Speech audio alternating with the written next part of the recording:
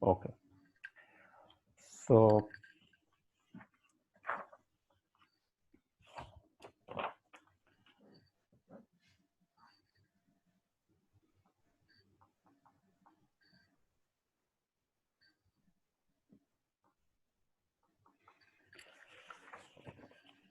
okay, let's start our work. If you remember, last week, the last thing that we mentioned or we discussed was this, right? We proved that every locally integrable function induces a distribution. Okay.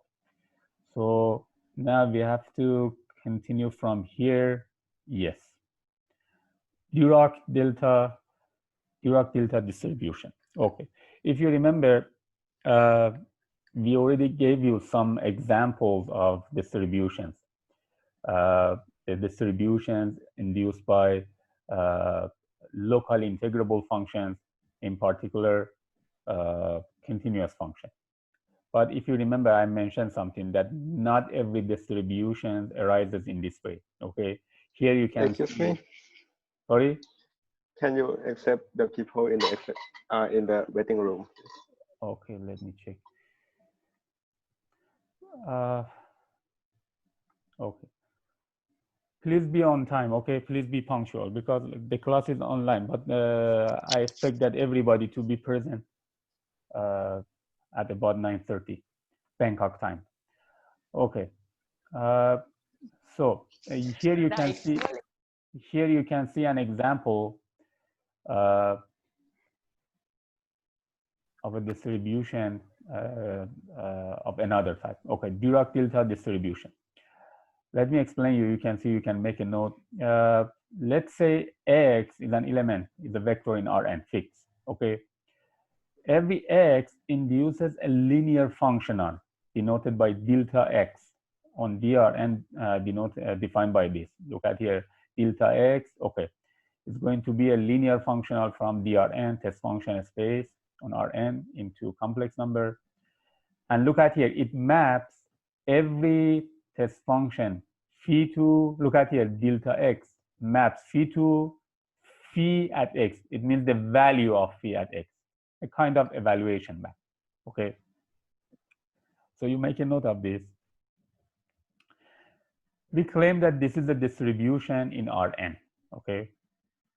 Actually, linearity is easy to see. Okay. I leave it to you to check. It's easy to see that delta X is a linear functional. But the main point is, why is it continuous? If you remember, we said that every distribution is a continuous linear functional on Drn. Okay. So you make a note, then we discuss the continuity.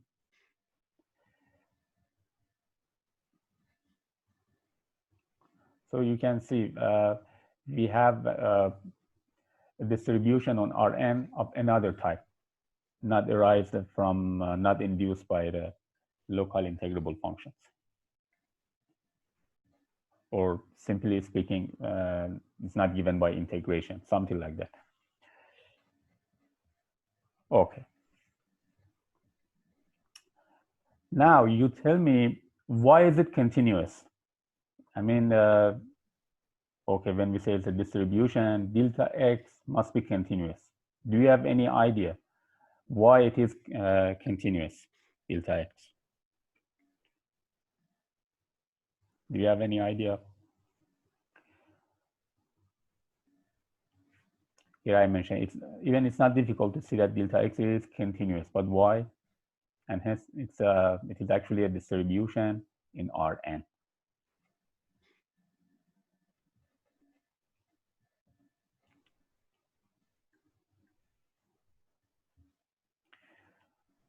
Okay, let me explain you here.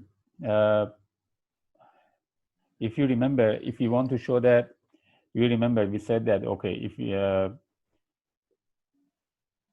if F is a distribution, okay, hold on a second.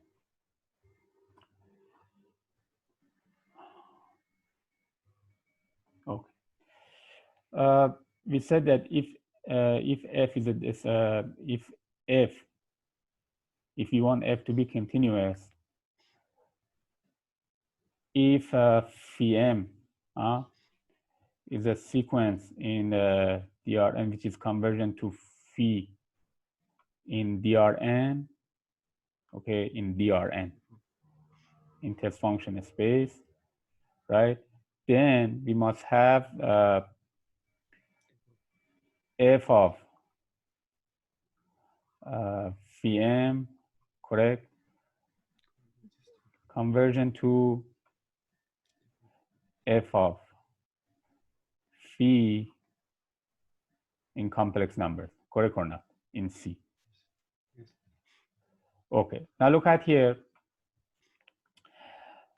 Here our f is Dirac delta distribution. Here our f is delta x. Okay, now can you explain me? So you suppose that we have this. Phi m is a sequence of test function which is convergent to phi in test function space. Now you tell me, why is it true? Why do we have, like, okay, more precisely, why do we have this? Delta x phi m delta x phi m. Okay. Why is it root delta x phi m is conversion to delta x phi? Why is it true? Do you have any idea? Okay, look at here. When you say delta x at phi m, what is the formula? Let me remind you here. Delta x at phi m, what is it? Means phi m at x, correct or not? Phi m at x. And when you say delta x at phi, means the value of phi at x, correct or not? Now, why is it true? Should be easy for you to say. Do you remember when we say phi m is convergent to phi in DRN? It means, let me recall you. There is a compact set which contains the support of each phi m and phi, and phi m and the derivatives of phi m is convergent to phi uniformly, correct or not? So we know that, among other things, phi m is convergent to phi uniformly. So since it is convergent uniformly, it is convergent pointwise. It means this is true for every x. For every x, phi m x is convergent to phi x, correct or not? Let me make a note here. We know that phi m,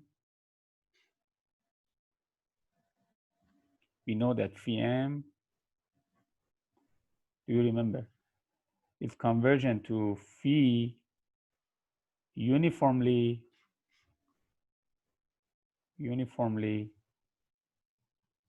and therefore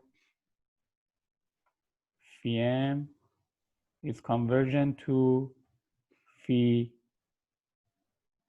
pointwise.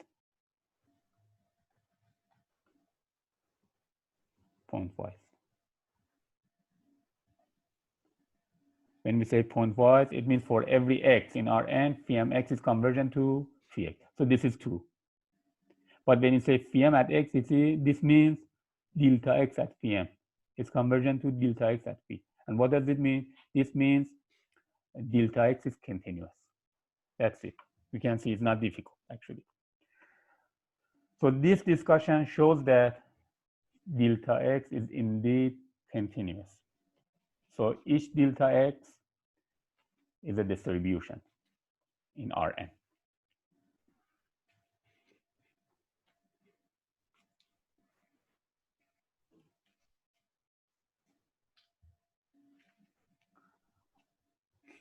Okay.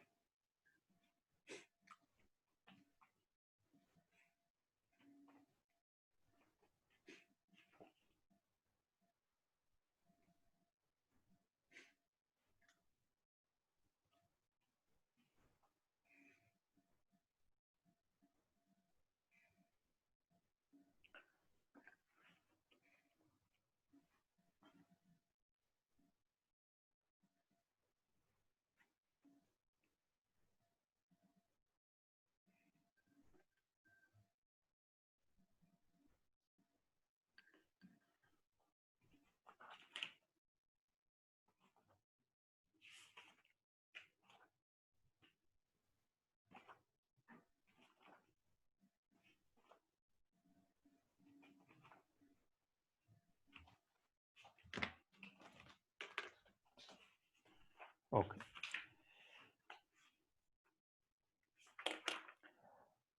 So now let's back here if you are done. Okay, now look at here. If in particular x is 0, okay, 0 vector here. If you choose x to be 0, this delta 0 is simply denoted by delta and it's called Dirac delta distribution. So what does it mean? It means we have delta, which means delta 0, Dirac delta distribution. The distribution in Rn, it maps every phi to phi at 0, the value of phi at 0, okay? So if x is 0, delta 0 is simply denoted by delta, and it's called Dirac delta distribution, which means like this. It maps every phi to the value of phi at 0.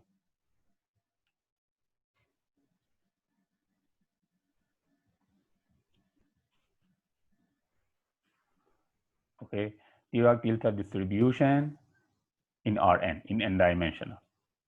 For example, we can see Dirac delta distribution in one-dimensional here as an example.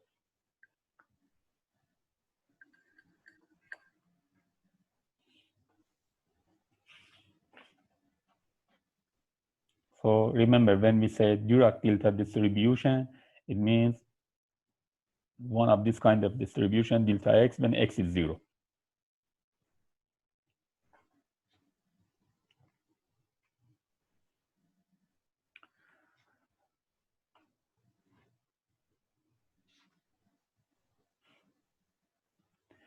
For example, let's take a look at the Dirac delta distribution in one-dimensional space.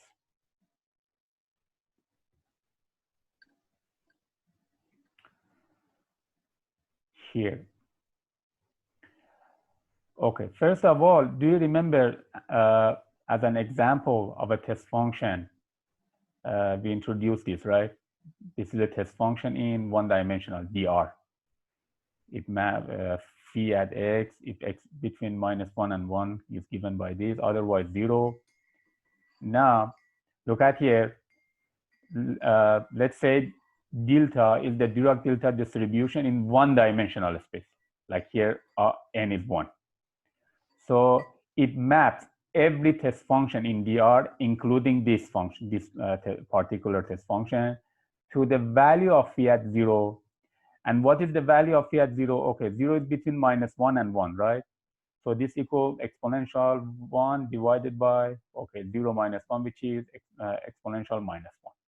So this is the, you can see, this is the value of Dirac delta distribution in one-dimensional space at this particular test function.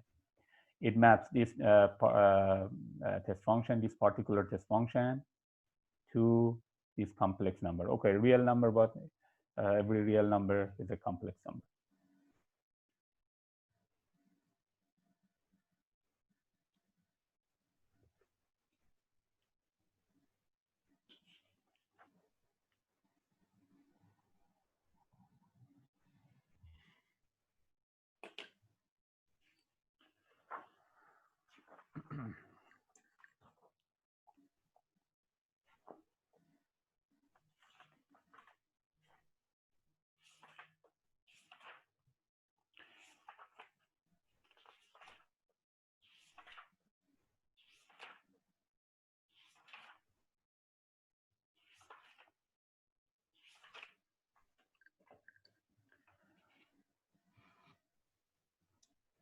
Okay, if you are done with this, let me show you some exercises.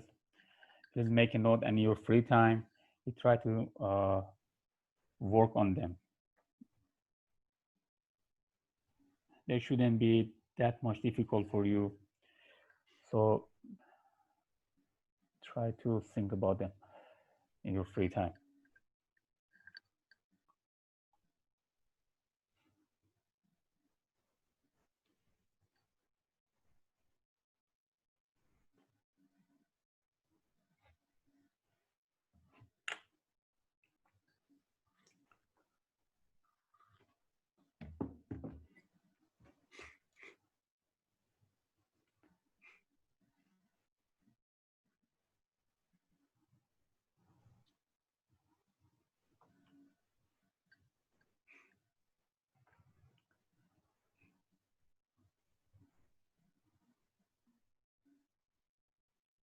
Okay. Okay. Look at this exercise number 1. Show that if we have a map from DR into C, okay, which maps every test function to phi k at 0. What does it mean? It means the derivative of phi of order k at 0, okay? So definitely this is a map from DR into C. It maps every test function to the value of the derivative of the test function of order k at 0, okay? Here I mentioned phi k means the derivative of phi of order k. Show that this is a distribution in DR. Okay, again, linearity is easy. You have to show that it is continuous, okay? You have to show that it is continuous. So therefore, it is a distribution. Look at the difference between this one and Dirac-Delta distribution. Dirac-Delta distribution maps to the value of the function, but this is the value of the derivative of the test function of order k at 0. Very similar to this discussion, okay? But you have to recall something from here. Very similar to this discussion. You can show that, okay, linearity is easy, but you have to show it. Then you can show that, similar to this discussion, that this linear function is continuous. So therefore, it's a distribution in DR.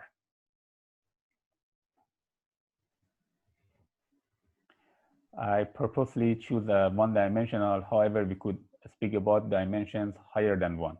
Like if we talk about DR2, then here we can talk about the partial derivatives. Okay, this is the first exercise.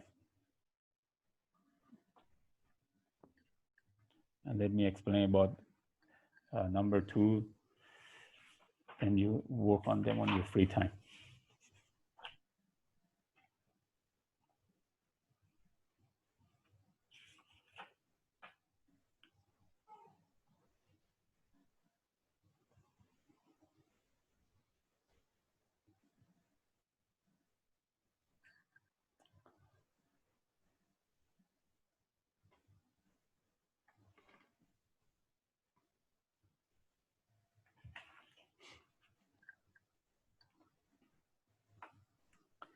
Okay, exercise number 2, very interesting.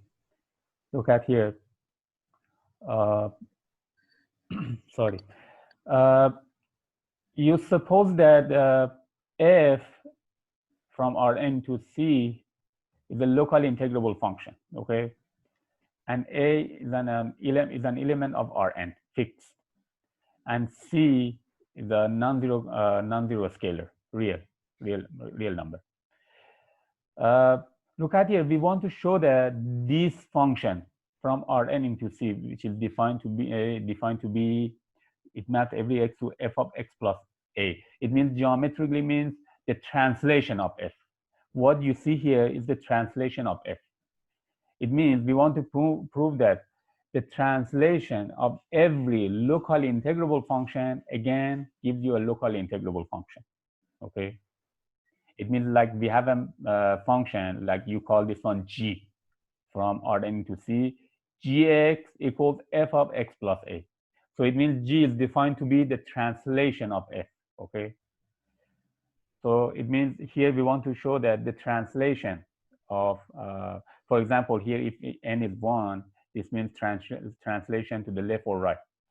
Again, is a locally integrable function. This is one thing. Another thing here, we want to show that this is also a locally integrable function.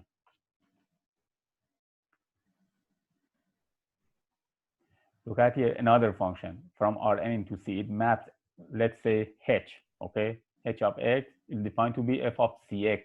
Like, actually, this is a function is defined to be like when f loses or f shrinks, something like that geometrically. So we want to show that this is also a test function, a locally integrable function, okay? So it means here, if you have g, okay, g from Rn into C, gx equals f of cx. Look at here, c is a non-zero scalar, real. So So it means here we have to be careful. We have the product of a scalar and a vector because x is coming from Rn. And here we have the sum of two vectors. So we want to show that this is also locally integrable. At least, okay, at least try to prove this in one-dimensional, two-dimensional, and three-dimensional. For dimensions higher than 3, if you could, fine. But at least you try to prove this for dimensions between 1 and 3, R1, R2,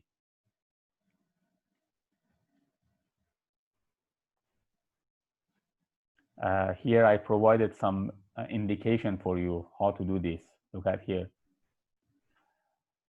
At least prove it for R by knowing that, okay, this is the indication. Okay, just let me tell you something. By knowing that every compact set can be contained in some closed interval. Okay, not to get confused with this A, please you put this one R, okay?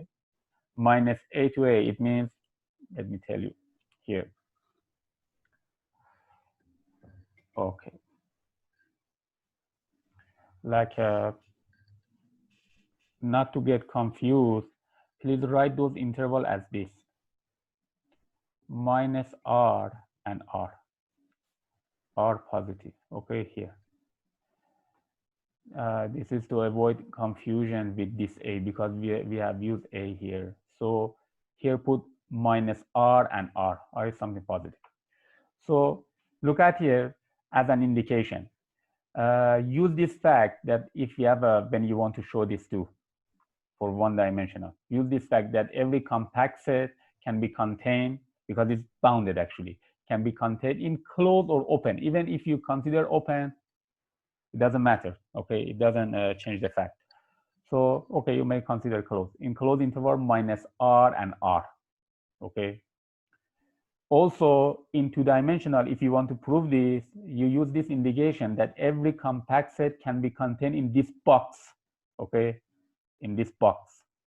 And you say the Cartesian product of these two closed interval gives you a box, right?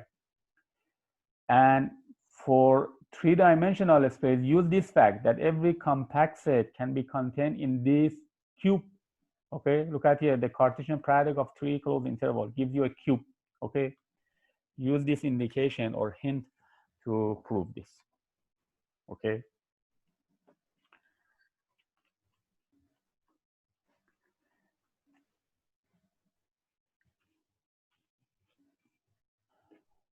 The bottom line is you are going to play with calculus and multiple integral. So I expect that you will be able to do this. Because like we have to show that for these two functions, that the integral of these two functions of the absolute value on every compact set is finite, to show that they are locally integrable. So when you try to do this, for one-dimensional, use this fact. For two-dimensional, use this fact. And then you will see something interesting coming out that definitely you have seen in calculus.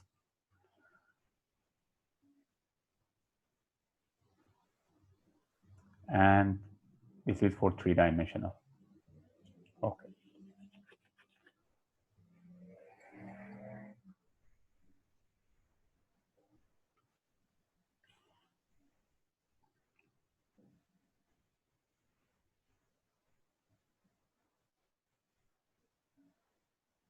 So remember, we know that like in every, okay, here, let's say we are viewing that Rn as a metric space. In every metric space, every compact set is bounded. So this fact is true. It can be contained in some here closed interval, here box, and here a cube.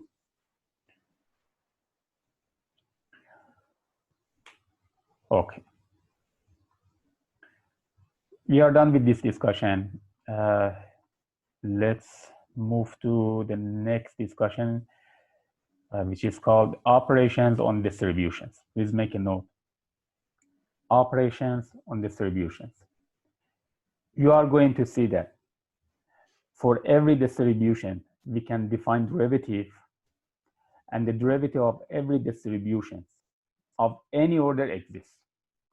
Okay, now it should be clear for you. If you remember, on our first meeting, we mentioned some points about the motivation to define the distribution. If you remember there, we mentioned that for ordinary function, not every ordinary function is differentiable, right? So when we consider the notion of generalized function or distributions, every distribution is differentiable of any order. So you can see. But this is not true for ordinary function, right? Not every function is differentiable, ordinary. So we are going to define derivative for our distributions, which is going to be another distribution, right? Just like ordinary notion of function, the derivative of function gives you another function. So here, the derivative of distributions give you another distribution. Okay. First of all, let me start with this remark, which I think I mentioned about this, but anyway. If you remember, the set of distributions in Rn is denoted by d prime Rn, and if you remember, I mentioned actually d prime Rn, we denote by d prime because actually this is the dual space of Drn. Anyway, the set of distributions in Rn is denoted by d prime Rn, which is a linear space or vector space with pointwise operations. If I'm not mistaken, I have mentioned this earlier, and I left it to you to check, okay? And you know that when we say pointwise operation, what does it mean? So at least we view the set of distributions in Rn, which is denoted by d prime Rn, as a vector or linear space with pointwise operations. If you remember, I already explained about when we say pointwise operations, what it means. Okay. Please check it, it's easy.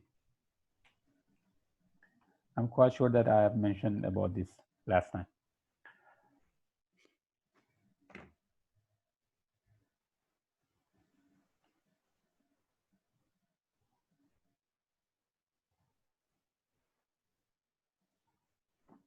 Okay, let me.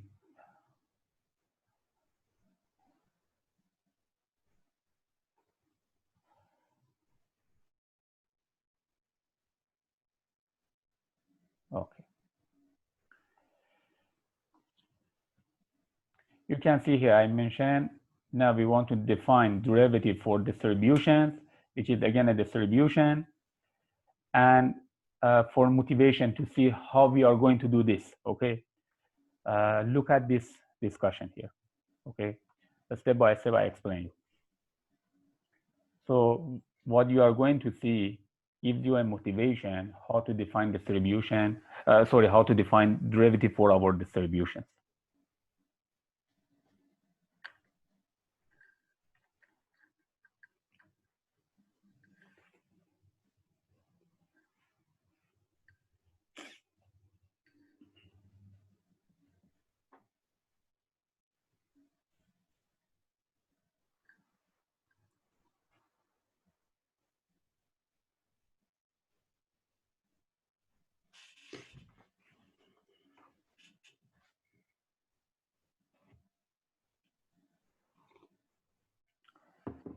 Okay.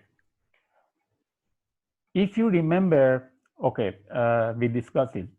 Let's suppose that A is a continuously differentiable function on R. It means A is a function from, A is a function from R into R, from R into C in general, complex value, which is continuously differentiable. It means the derivative of A, at least of order 1, okay, exists and it is continuous, okay? If you remember, we discussed this. Every continuous function, okay, you know that since A is differentiable, it is continuous. So A induces a distributions like FA given like this, right? Which maps every test function phi to integral A phi on R. So if you remember, we talked about this, okay? Now, here is the point. We said that A is continuously differentiable. It means A prime, which is the derivative of A, exists and is continuous, right? So A prime also induces a distribution of the same form. Correct or not? Let me show you. So A is continuous, we have FA. A prime, the derivative of A, exists and is continuous. So A prime is a continuous function. So it induces a distribution of the same form. It means we have FA prime, which maps every, I'm going to show you here. FA prime maps every phi to integral A prime phi. You can see here.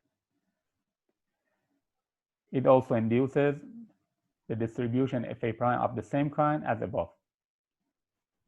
You can see which maps every test function to integral A prime phi for every phi. Okay, so far it should be clear for you.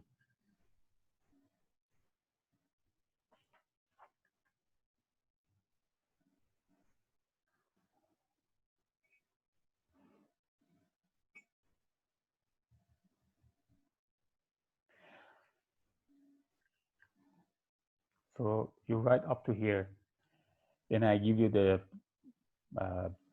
general picture that what we are going to do next.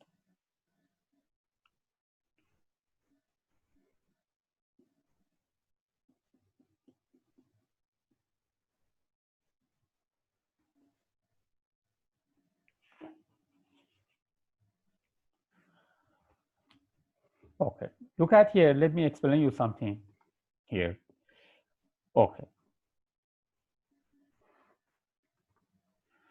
So look at here, A is continuous, right? So it induces a distribution like FA, correct or not? A prime is also continuous, so it induces a distribution like FA prime, right? Okay, now look at here, since A prime is the derivative of A, we want FA prime to be the derivative of FA. And then you are going to see that this discussion gives you a motivation or a way or a formula to define derivative for every distribution. So one more time, I repeat. Look at here, A induce FA, A prime induce FA prime. Since A prime is the derivative of A, we want FA prime to be the derivative of FA. It means we want this distribution, FA prime, which is induced by the derivative of A, to be the derivative of FA, then the distribution induced by A. Okay.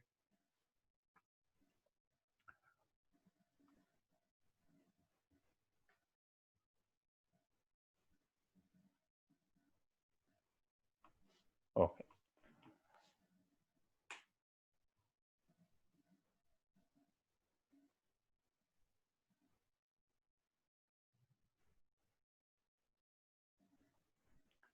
Okay.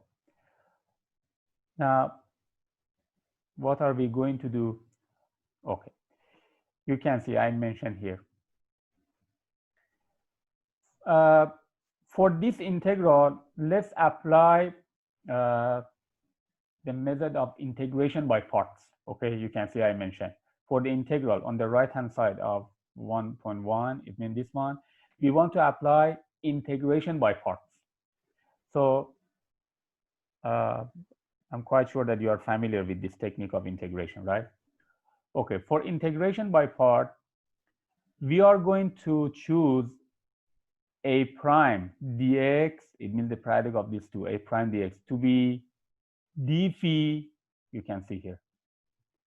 And we are going to take phi to be u, if you remember, okay, integration by parts. So we choose phi to be u and A prime dx to be d phi, okay. If you remember integration by part, integral u dv, let me quickly remind you here, calculus. Let's back to calculus 1.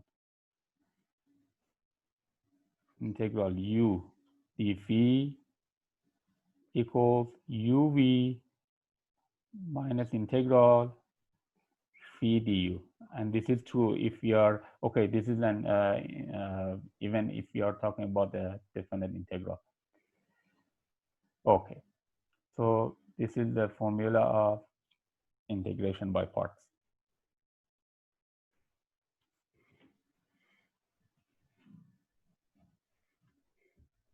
Okay.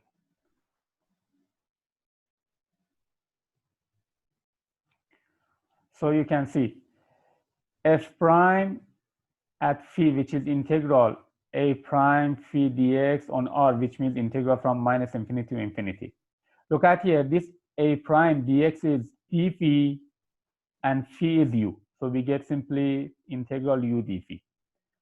And by an integration by part, this equals u phi from minus infinity to infinity. Okay, this is, you know that, okay, we just simply write from minus infinity to infinity. Actually, this is improper integral, like we have to put, let's say, from a to b, then we take limit, okay? But we can do it quickly. Minus integral phi du, okay? Now let's put back the value of u and phi. You know that u is phi x, v is ax, okay? It means the value of this function from minus infinity to infinity, actually limit. Here we have limit actually. Minus integral, yes, okay, here our phi, okay, our phi, here, look at here, d phi is a prime dx, right? So if you integrate on both sides, v is ax, right? Okay. And du, this is our u, right? So du becomes phi prime dx. Okay. Now look at here, the main point is here. This will be 0. The value of this term is 0. Now somebody tell me why. This is 0 actually. Somebody tell me why. This is 0, only left this. Why is it like that? Do you have any idea why this is 0? Actually, you have to take limit, okay? You have to separate this integral, like from a to 0, a approaches infinity, then from 0 to b approaches infinity. But we can simply quickly write like this. But can you tell me why it is 0? Do you have any idea?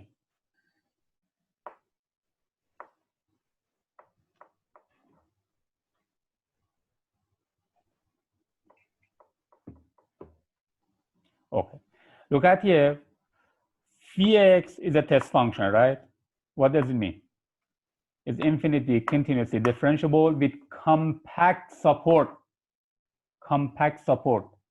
It means when you say integral from minus infinity to infinity outside a compact set, you can imagine outside a closed interval, this px is absolutely 0. So this becomes 0 actually, correct or not? Because when you take limit, something like, okay, simply speaking, when you say phi at infinity, we know that eventually phi will be 0. Or here when you say phi at minus infinity, okay, when phi has compact support, it means phi outside a closed interval will be 0. So simply like phi at infinity is 0, phi at minus infinity is 0. So this becomes 0. Since phi has a compact support outside a compact set, you can imagine outside a closed interval, this phi will be 0. That's why this is 0. So this term is 0, only left this. Okay.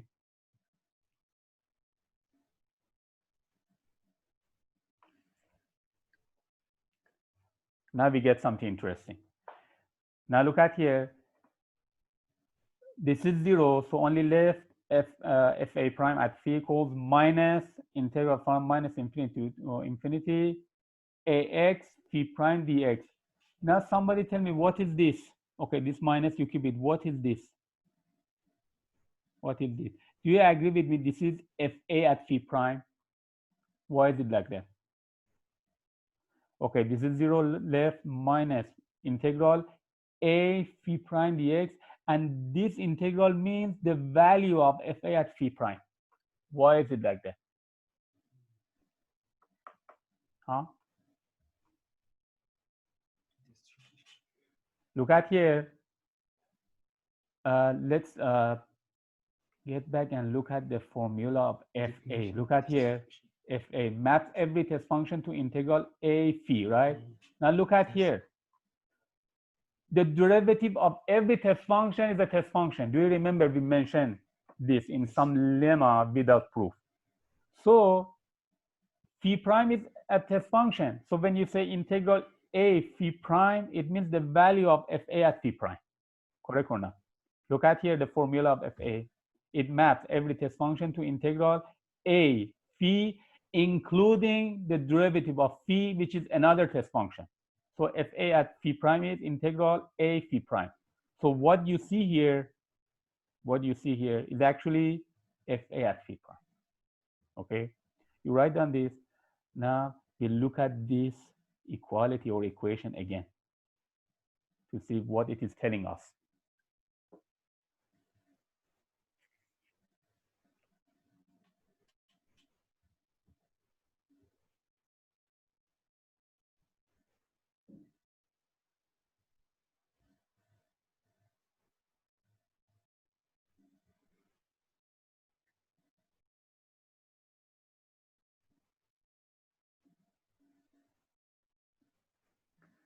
This is interesting. Look at here. Fa prime at phi equals minus fa at phi prime. Simply speaking, like this derivative moves from a over phi. You can see it inside. So it means somehow we are getting close to have a definition for the derivative of the distribution. Let's back here. Do you remember we said that, okay, we want fa prime to be the derivative of fa. It means we want the derivative of fa prime to be fa prime. Huh? Now, how it is acting? So you can see here. If we define the derivative of fa to be fa prime, then see what happens. Fa prime at every phi equals f a prime at phi,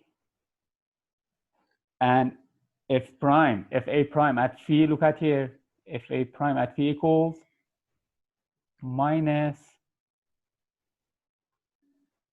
fa at phi prime. So what do you see here? The derivative of fa at phi equals minus fa at the derivative of phi. Like simply speaking, okay, we have a minus here, but this derivative moves over phi. So the derivative of fa at phi equals minus fa at phi prime. We are going to see that soon, that this gives you a formula how to define the derivative for every distribution. So write down this one first.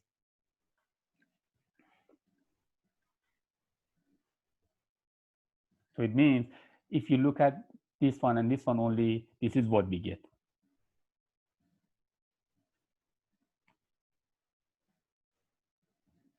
That if a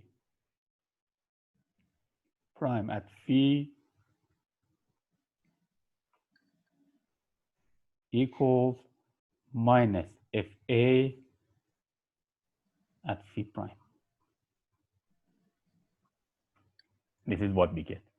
This gives us a formula you are going to see shortly later, that we are going to derivative for every distribution, not only this kind of distribution which are induced by continuous function.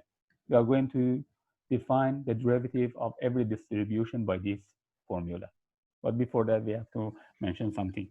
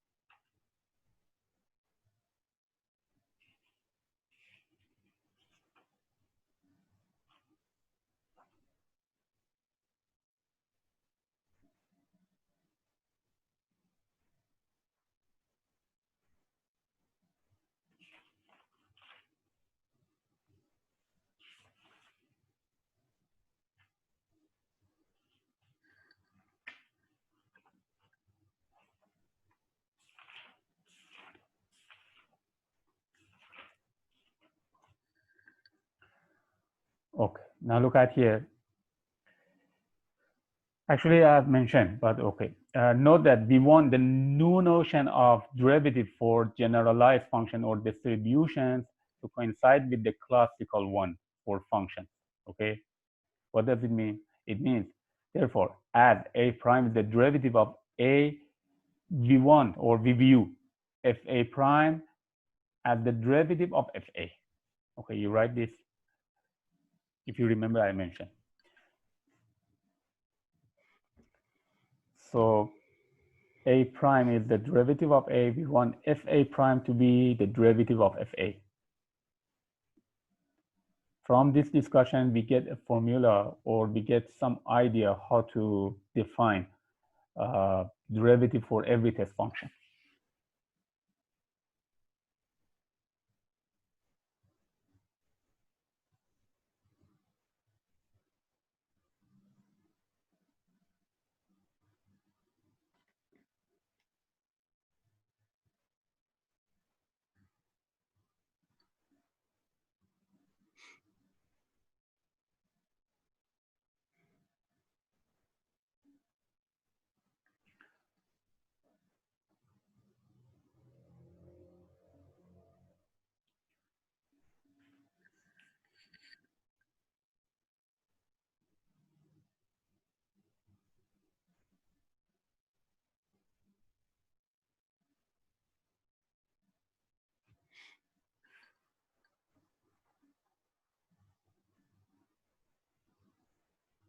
Okay, so we want fa prime to be the derivative of fa.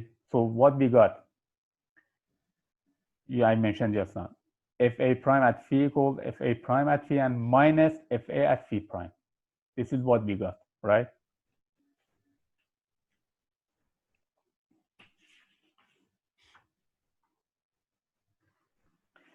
As I mentioned earlier, this suggests a way of defining derivative for distributions that you are going to see next.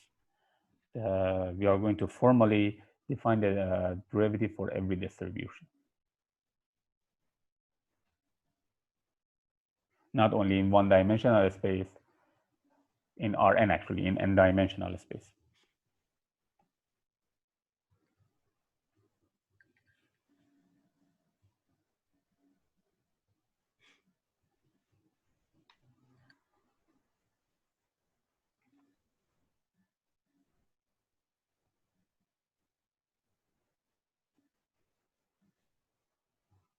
Okay, you can see I mentioned.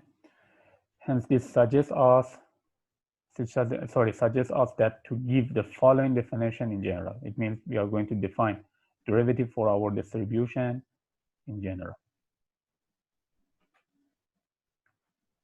For every distribution, not only this particular type of distributions which are induced by continuous function.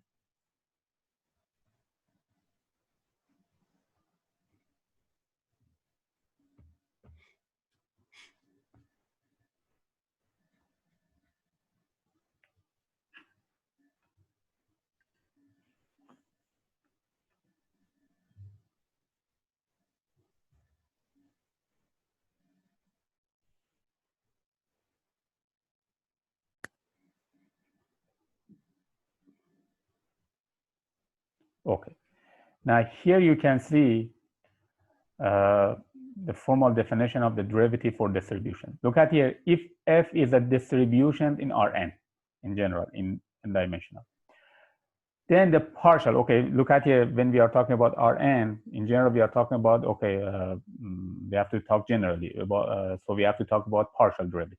So when I said derivative, it means partial derivative. The derivative of f with respect to the partial derivative of f with respect to each independent variable xj, j between 1 and n, it means x1, x2 up to xn, is denoted by, okay, we are using the same notation as the ordinary function. Del f by del xj, it means the derivative of f with respect to xj, and it's defined to be, here is interesting, look at here this formula and look at this. Derivative of f with respect to xj at p equals minus the derivative minus f at the derivative of p with respect to xj, which is another distribution. Do you remember? The derivative of distribution of any order with respect to any variable. And since f is linear, this minus can move inside, but you don't have to do it. You don't have to do it. But you can see we are using this. Look at here, simply f prime at phi equals minus f at phi prime. Now look at here, derivative of f with respect to xj at phi equals minus f at the derivative of phi with respect to xj, which is another distribution. It means minus the derivative of minus f, the value of f at this test function, which is the derivative of phi with respect to xj. So this is in general. And of course, if we have a distribution in R, so this will be df by dx. So we have df by dx at phi equals minus f dp by dx, because we only have one independent variable. I have mentioned, actually, you are going to see shortly later here.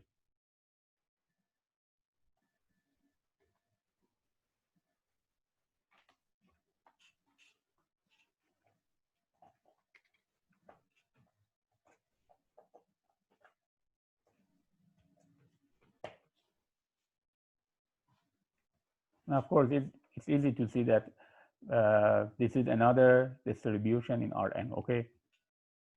I leave it to you to check. It's easy to see.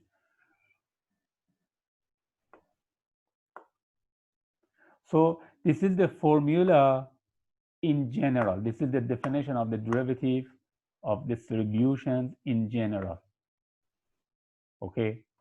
Not only for the distributions induced by continuous function, for any kind of distribution, okay? But in particular, look at here, I mentioned.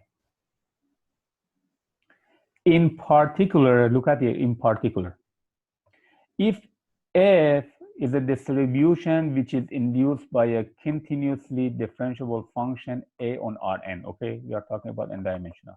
It means if a is of this form, if a is of this form, then we can again apply integration by part to see that. Look at here, the derivative of fa with respect to xj at phi equals minus fa at the derivative of phi with respect to xj, but we can show that this equals the value of the distribution induced by this function. Look at here, a is continuously differentiable, right?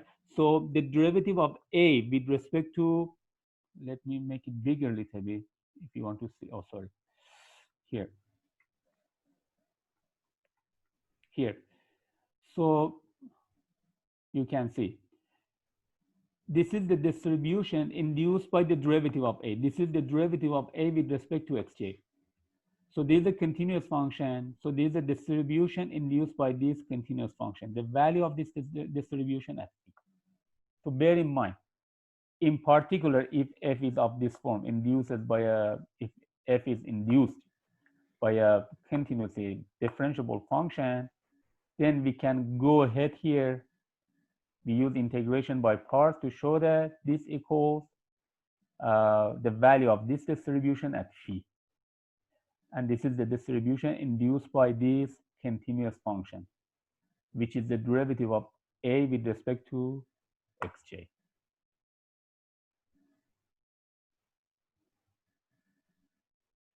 You can see. Simply means, look at here, simply means, okay, if between these two you remove phi, this is true for every phi, right? So it means the derivative of fa with respect to xj, which is the distribution, is that distribution which is induced by the derivative of a with respect to xj.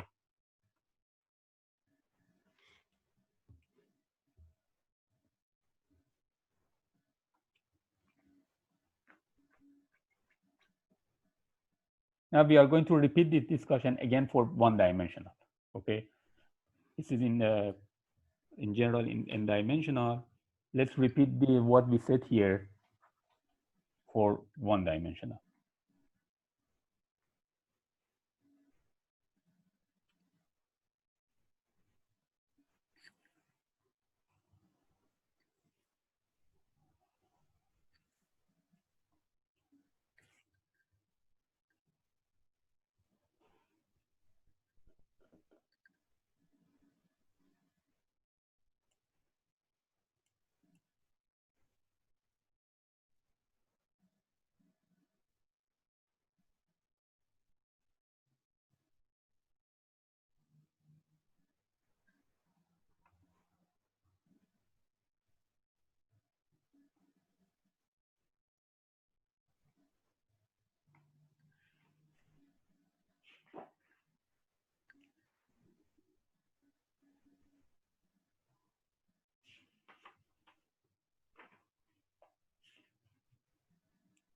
So be patient to finish our discussion. Then at the end, okay, I've provided some example and yeah, and some exercise here.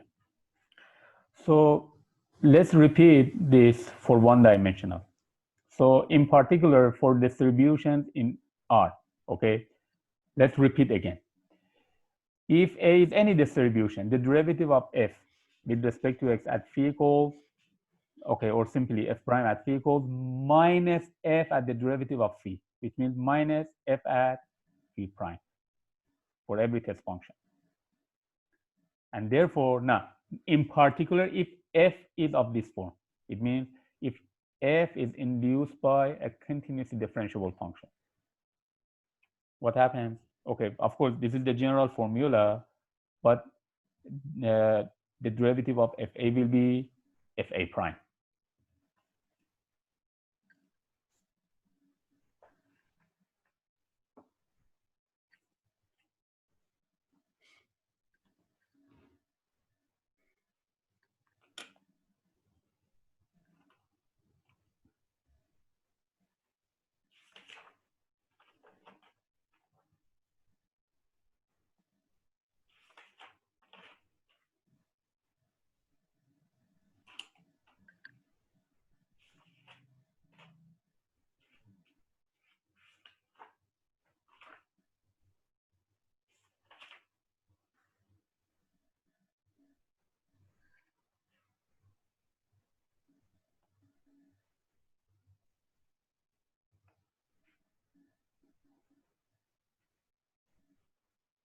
So in particular, if f is a distribution induced by a continuously differentiable function, okay, we know that. Again, general formula. Look at here, fa prime at phi equals minus fa at phi prime, okay? But we can apply integration by part to see that this equals fa prime at phi. And what does it mean? It means simply that the derivative of fa equals fa prime.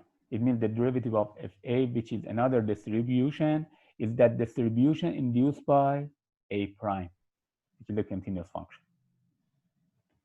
So remember, we have this only when, okay, we have this kind of distribution induced by continuously differentiable function. But of course, we have a lot of distribution of other form.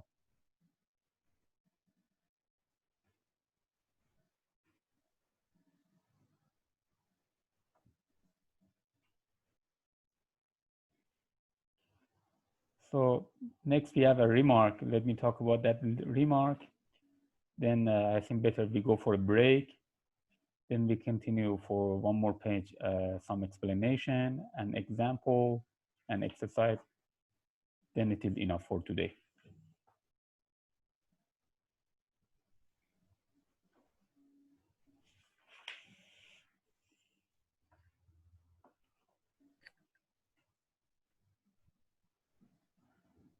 Please feel free to ask any question. Just make sure that you get the story here.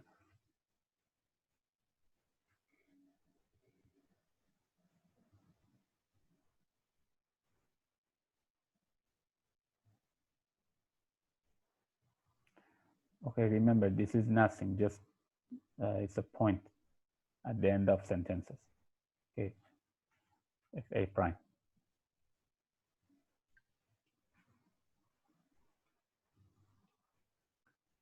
Okay, in next remark, we are going to talk about something that you have heard and you have you know about this, the linearity of derivative. Just like if you remember, the derivative of ordinary function is a linear operator actually.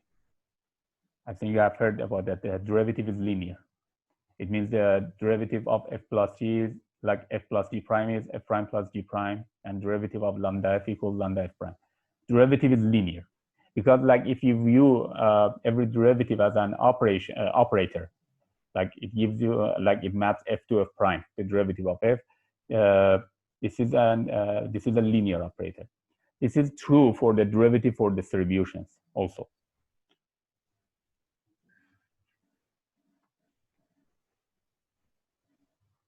Okay, look at here. I mentioned it this for one-dimensional. However, this is true for n-dimensional when we are dealing with partial derivative. Look at here. I leave it to you to check. It's very easy, okay? Just like exercise. It's easy. You should be able to do this. Like, okay, what does it mean this? Look at here. First of all, f and g are two distributions in R, one-dimensional space, and lambda is a scalar. For sure, f plus lambda g, which is defined to be pointwise, okay? The derivative of f plus lambda g equals, look at here, the derivative of f plus lambda, the derivative of g. I leave it to you to check this. It's really easy. And this means the derivative is a linear operator. It means you can view as differentiation or derivative as a linear operator on d prime r. Look at here. It means derivative of every distribution is a distribution. It means the derivative gives you a map, okay, a map, an operator from d prime rn to d prime rn, because it maps every distribution to a distribution. Okay, the derivative of every distribution gives you a distribution. Okay, so you can view it as an operator, and this operator is linear. Okay, it's linear. You can see it. If you check this, then it means you this is true. And the similar discussion, as I mentioned, is true for n-dimensional. But the difference is when we are talking about n-dimensional, we have to we have to deal with partial derivatives. Okay, with respect to every variable. For example, let me explain you here, like just like something like this. Like if you are in n-dimensional space, okay, then like let's say we have xj for every j between 1 and n. So when we are talking about derivative like this, del by del xj, which means the derivative with respect to xj. Again, this is a linear operator actually on d prime rn.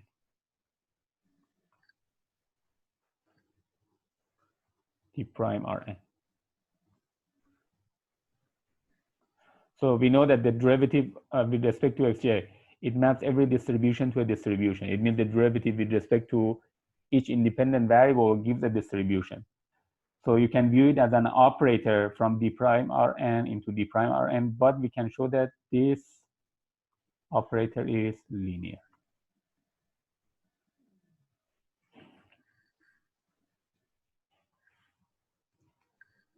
It means simply like this. When we say the derivative with respect to xj,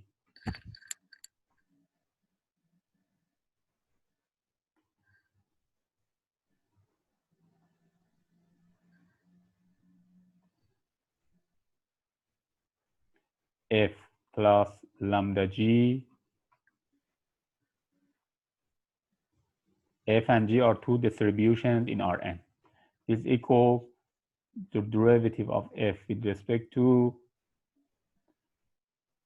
xj plus lambda, the derivative of g with respect to xj. Just like ordinary function, derivative is linear.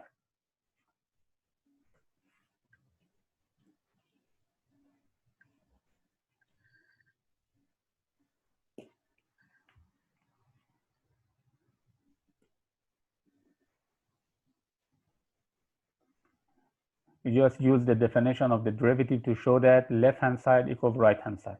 And then you have to show that the value of the left-hand side at every test function phi equals the value of right-hand side at every test function phi. Okay.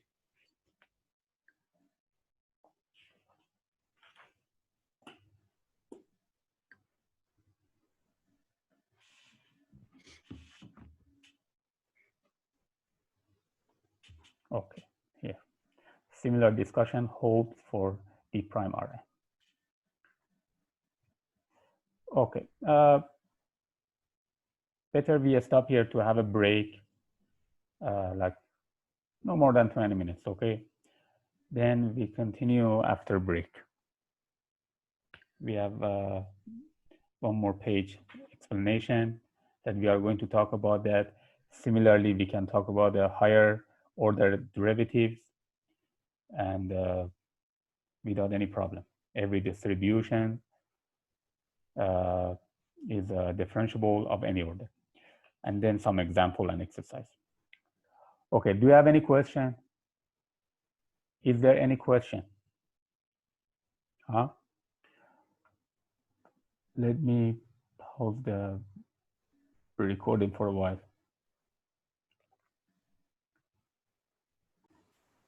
Okay.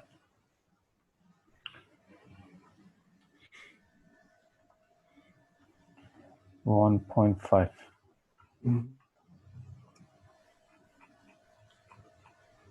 Right here. Yes. Yes, the infinity Rn, the set of all Yes. complex valued continuous function Rn, which are infinitely continuously differentiable, is denoted by C infinity Rn. Yep. Yep.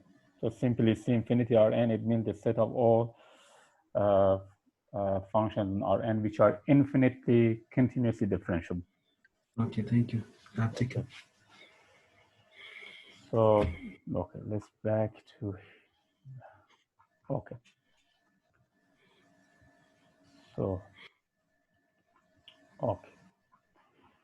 We said that already that derivative is linear, differentiation is linear. Okay, now look at here. Okay, it's just some explanation. Please make a note. You can see here, I mentioned that the more importantly, unlike the classical theory of calculus for functions in which the continuity of function is a necessary condition for differentiability. For distributions, whether they are induced by continuously differentiable functions or not, we can always define their derivative. Correct or not? It's clear, right? You know that when we are talking about the ordinary notion of functions, not first of all, not every function is differentiable, right? Yes. Another thing is that continuity is a necessary condition, right? Yes. You remember we have every differentiable function is continuous. So if it is not continuous, it's not differentiable. But that's not the case for distribution. Every distribution is differentiable, and you are going to see that it's differentiable of any order. So that's not the case. It means for any kind of derivative, I mean any kind of derivative, whether or not they are induced by a continuously differentiable function, they always have derivative, and actually the derivative of distribution of any order exists. Okay.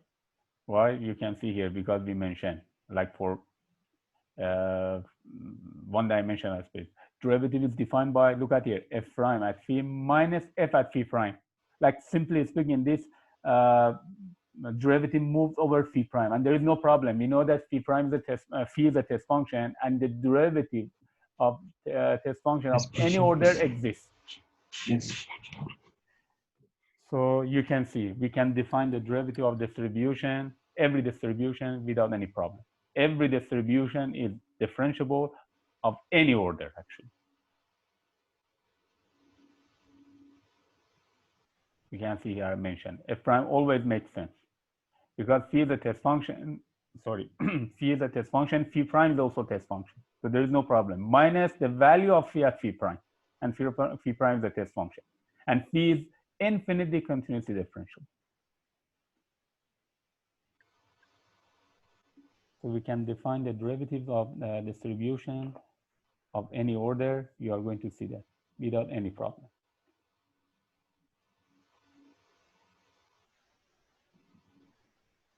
And you can see there is no necessary condition.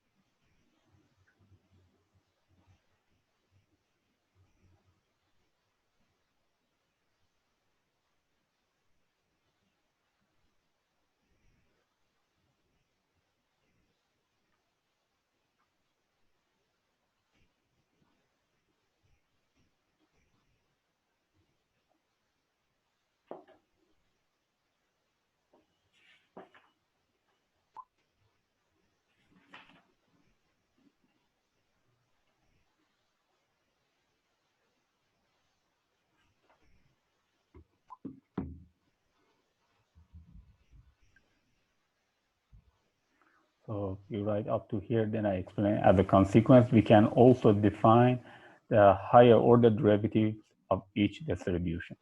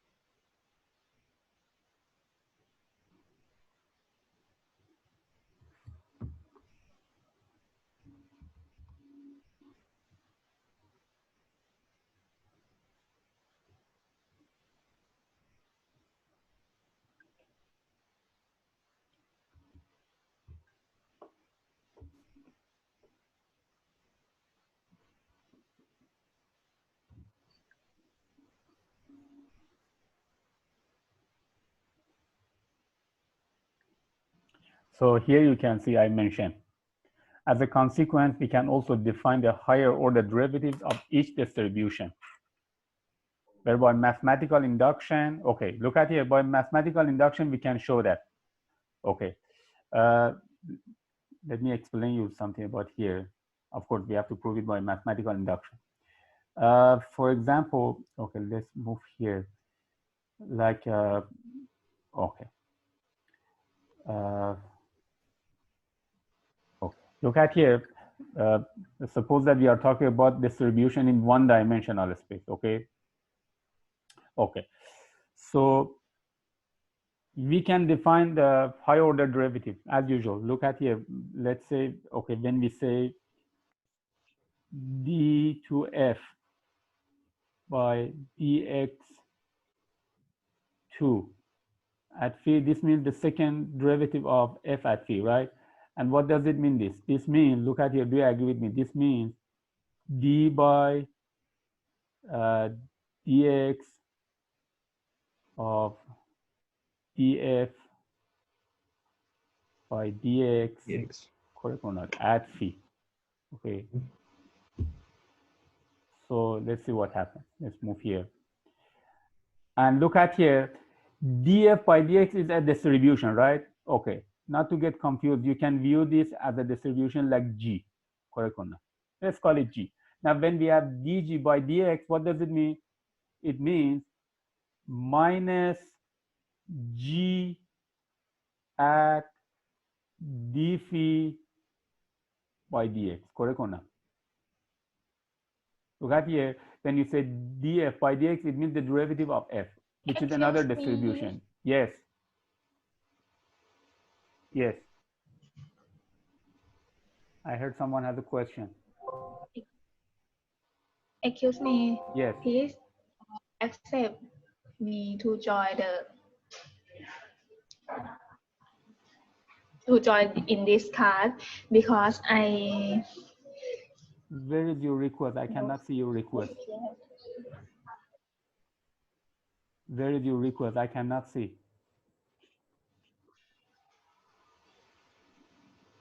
Have you sent any? I cannot see your request. Who is it? I mean,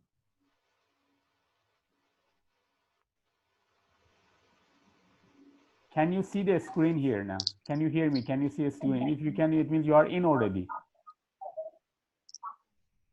ยัง So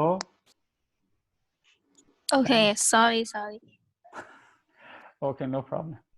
If you can see the screen, if you hear me, it means you are in already. Okay, no problem. So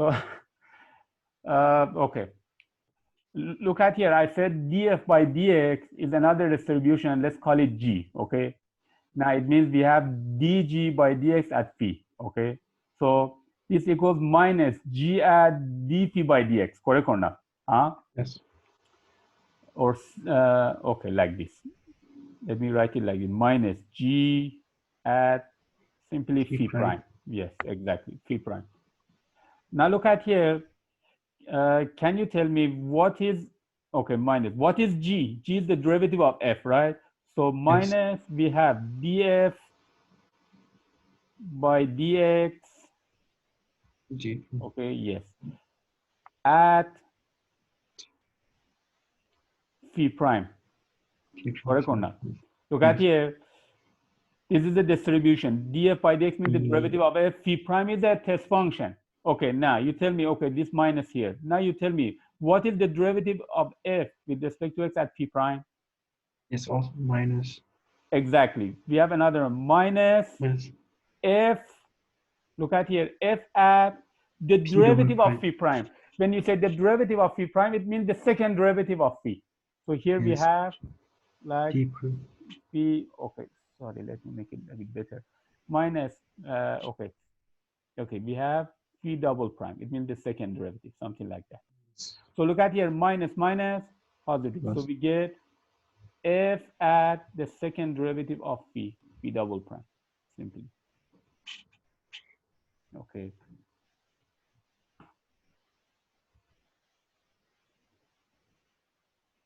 Like this. So if you take one more time derivative, the derivative of order 3, you will see minus here, minus f at the derivative of phi of order 3. It means if similarly you calculate, you get this. If you calculate, look at here, like the third derivative of f with respect to phi, you get minus f at the third derivative of phi. And you can see this means, do you agree with me? This minus means minus 1 to the power of 3. Yes. Exactly. So this is just some observation. You can prove it by mathematical induction that in general we have this.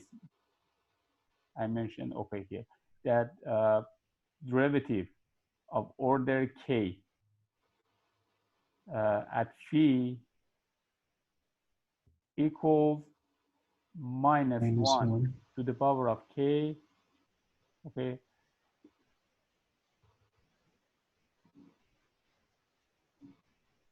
F of P. exactly. So here, exactly, f of pk, which means the derivative, exactly, the derivative of phi with respect, okay, derivative of phi of order k, okay, like this. We can prove this easily by mathematical induction.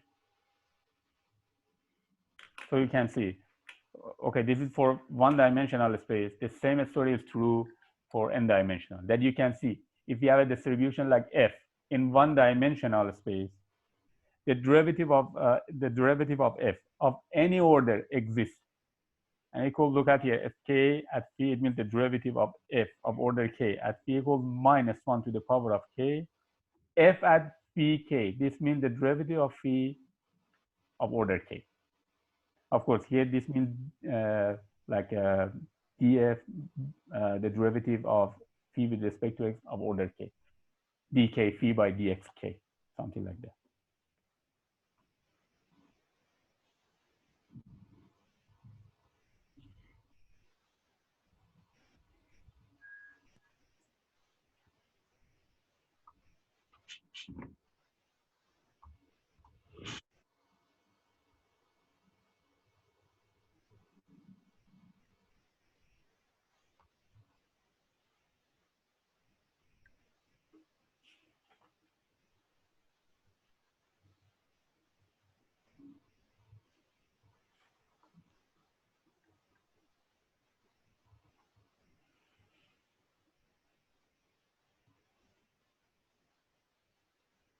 Okay, so you can see. So by mathematical induction, we get fk phi equals minus 1 to the power of k. I mentioned here, yeah. F at phi k. And okay, look at here. Since f is linear, this is a scalar, can move inside, but you don't have to do this, okay? So we get this.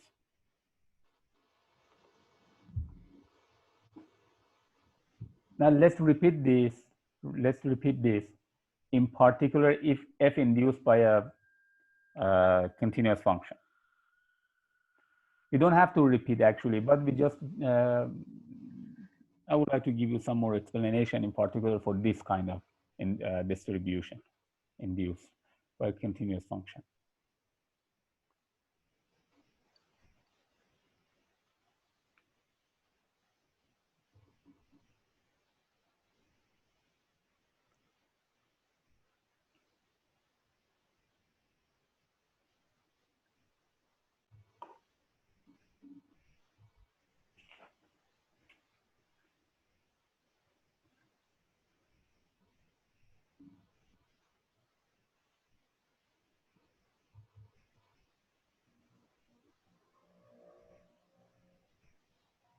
Okay. Now this is interesting. Now look at here. In particular, if f is a distribution induced by some function in C infinity R, what does it mean? It means A is infinitely continuously differentiable. So f is a distribution induced by such function, right? Then, okay, look at here. Let's repeat this one. We know that, okay, the derivative of fa of order k at phi equals, just follow this because this is the general formula, minus 1 to the power of k fa at phi k. But we can use integration by parts to see that this equals, look at here, the value of this distribution at phi. But what is this distribution? This is the distribution induced by the derivative of a of order k. Look at here, a because infinitely continuously differentiable. So a k, which means the derivative of a of order k, is a continuous function. So induce a distribution. So this means the distribution induced by this continuous function. So we can use integration by part to see that this equals the value of this distribution at phi, which is the distribution induced by the derivative of a of order k, which is a continuous function. That's it. Which means simply, okay, like look at this and this. It means if you remove phi here, it means fa k equals f a k. It means, interesting, the derivative of fa of order k equals the distribution induced by the derivative of a of order k.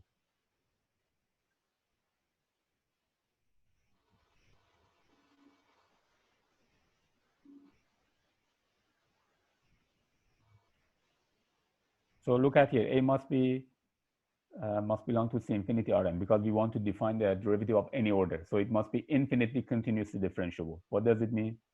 A must belong to C infinity R.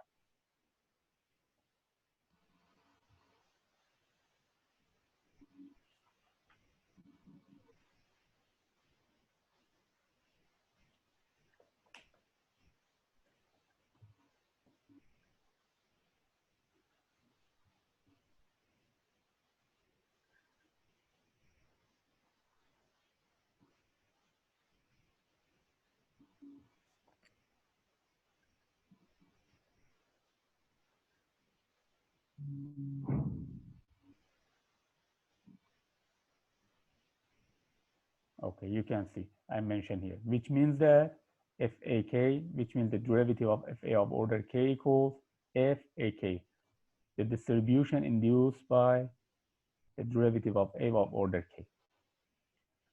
We have a similar discussion for D prime Rn, okay? If, let me explain this one, higher order derivative for D prime Rn in example.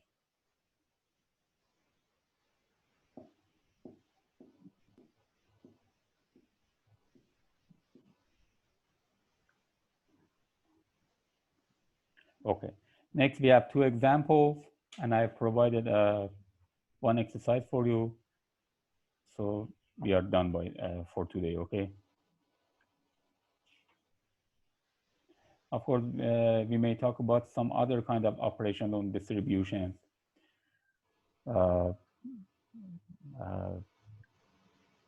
At least one of the most important operation is derivative that we talk about. We have some other kinds, so I did not discuss.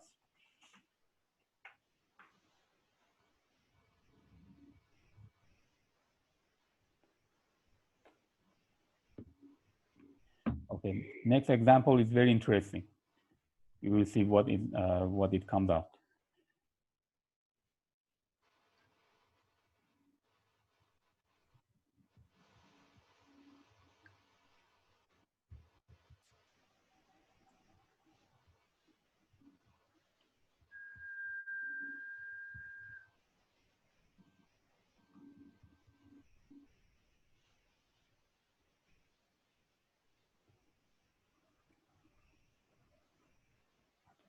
Okay, let me erase our board actually.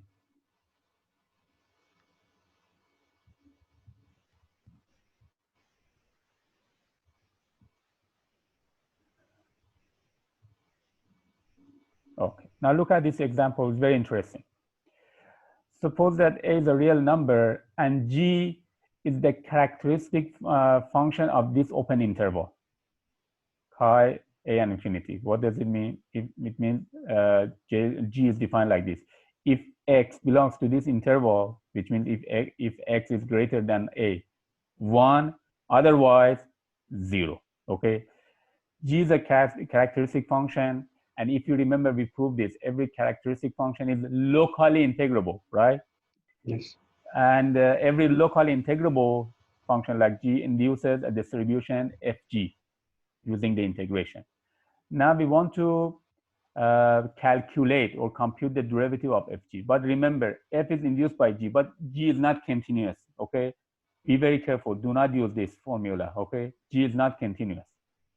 Okay, be very careful. We said that if G is continuous, but G is not continuous. We have the general formula, okay? So G is the characteristic function of this open interval, which means that for every X greater than A, 1, otherwise 0, this is the characteristic function, induces the distribution Fg. I'm going to write the formula of Fg. We want to calculate the derivative of Fg, okay? We make a note of example, then we go to our board to explain this.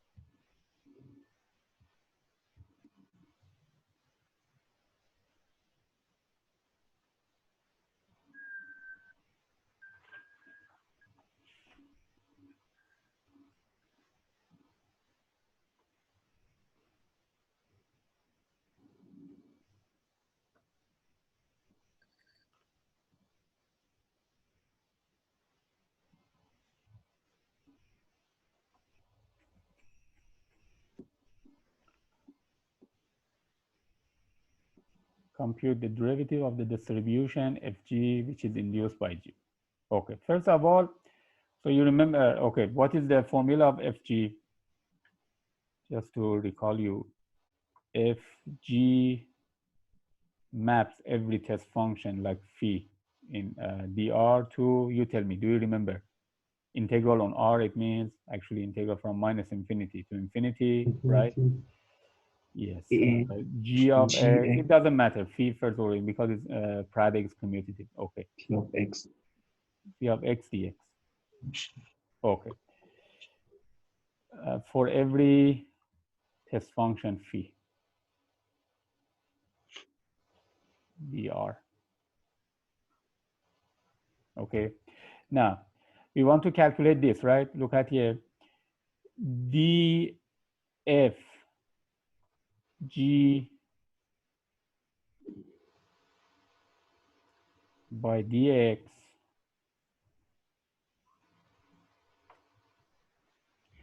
at phi. Okay, the derivative of Fg.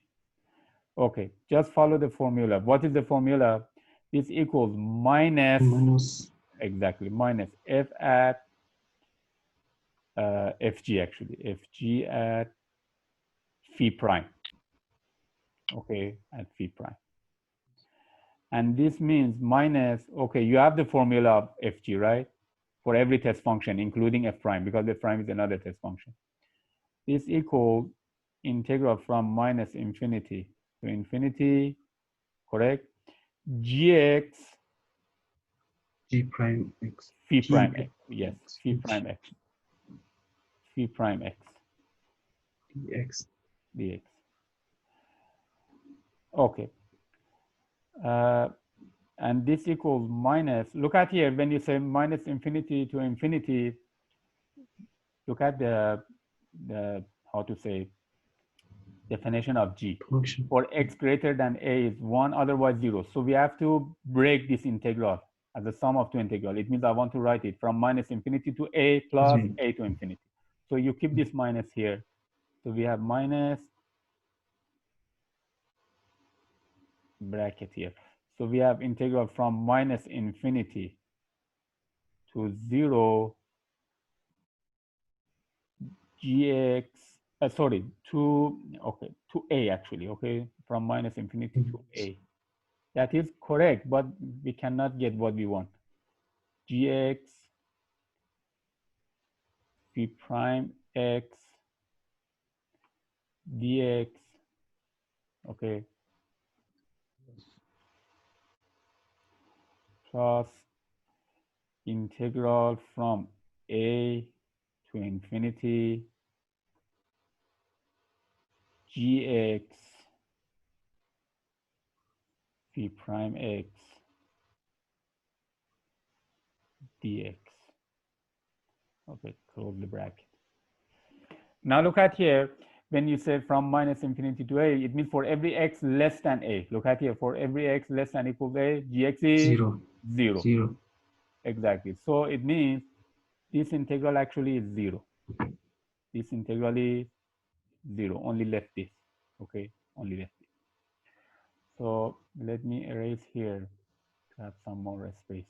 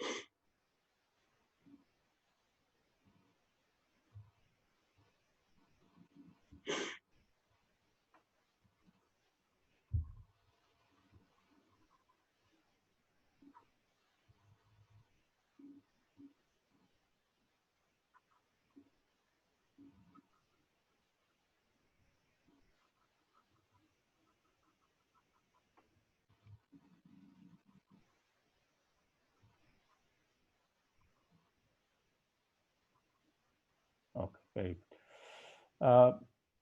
Let's move up here. Okay, it means we continue our calculation here. Okay, so what is left? Look at here, left. This is 0 minus integral from a to infinity. Okay, gx phi prime x dx. And look at here, this is an improper integral. When you say from a to infinity, it means from a to b, you have to take limit when b approaches infinity, right? So you write this one as, okay. First of all, let me, okay, we can do something. Okay, only left this one, right? And look at here, look at the formula of g. For every x greater than a, what is the value of g? Yes. Is 1. So here 1. you can put 1 actually. So this equals, for every x greater than a, the value of gx is 1. So this equals integral from a to infinity, and gx is 1. Only left phi prime only left phi prime x dx. Okay. Can I erase this middle line here? I think you have, okay. So let me just erase middle line, continue here.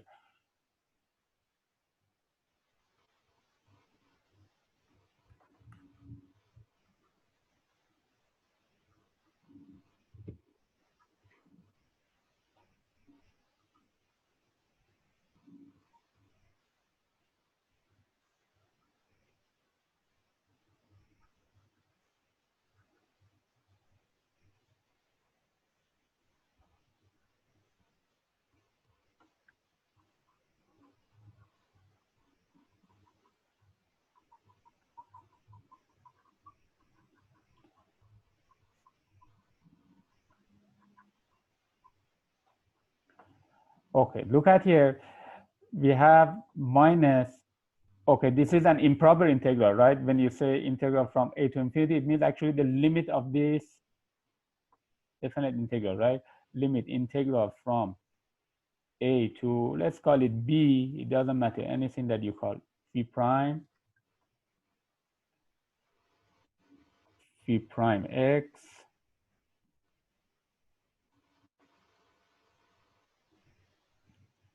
dx. okay, dx. B approaches infinity, right?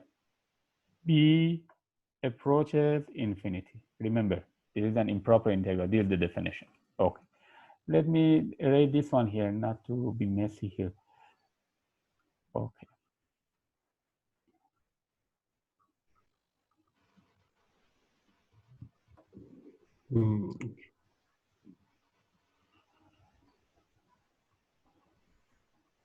During this time that I'm erasing, you can go ahead and calculate and see you get something familiar.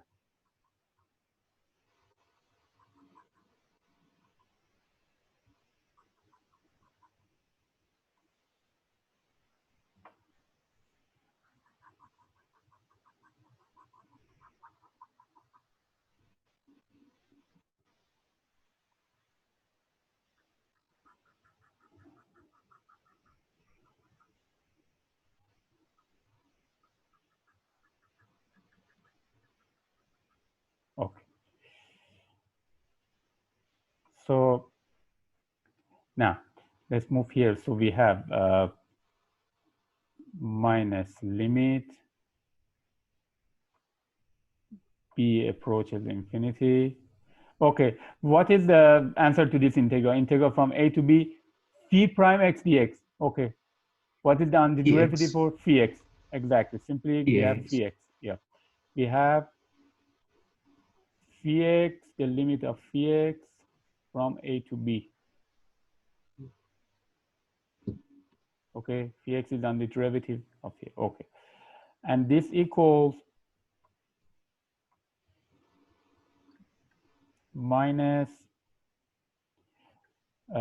limit b approaches infinity, and this means phi b, exactly, minus yes, phi at a.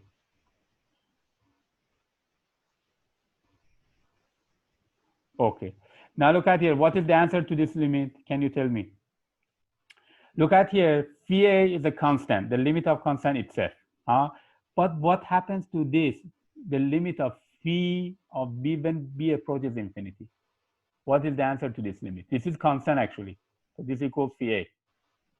Here, when b approaches infinity, what is the answer to this? What is the limit of phi of b when b approaches infinity? 0. 0, exactly. Why? Because phi has compact support, right? It means outside a compact set, you can imagine outside a closed interval, eventually the value of phi are absolutely 0. So when b approaches infinity, this will be eventually 0. So only left minus, exactly, 0 minus phi a. Let me write it up here. which is equal to phi A.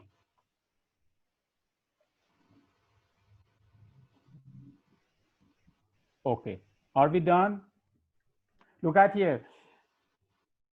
Fg is a distribution.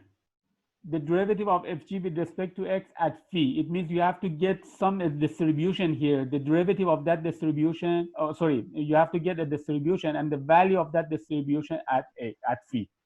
So do you agree with me? This equals, look at here, now comes out something funny. This equals delta A at phi. Huh? Do you remember that kind of distribution that we defined? We said that if A or X, okay, if 0 is Dirac delta distribution. So this equals delta A at phi. Okay, so it means that simply the derivative of Fg with respect to X equals delta A. Okay, so this is interesting. If you remember, we talk about this kind of distribution, which are given by evaluation map, something like that. That you remember we said if A is 0, you get Dirac delta distribution. So you can see dfg by dx at every phi equals delta A at phi, okay? So what does it mean? It means the derivative of fg with respect to x, which is another distribution, is the distribution delta A. So now this is interesting. If you remember this kind of distributions, how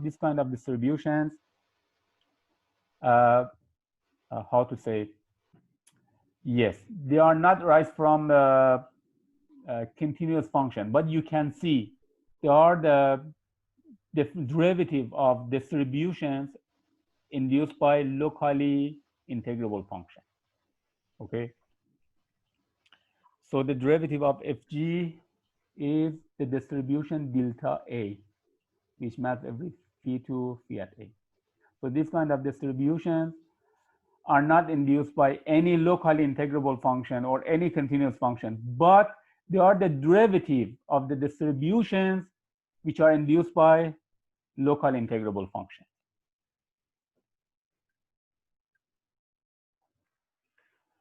So it means here,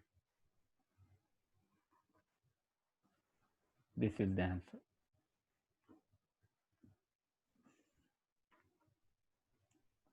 So we get this, that the derivative of fg with respect to x is delta A, the distribution delta A.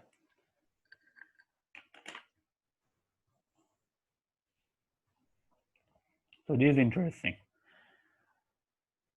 These are the distributions which are not induced by any locally integrable function, but they are the derivative of distributions which are induced by locally integrable functions, or more precisely, characteristic functions.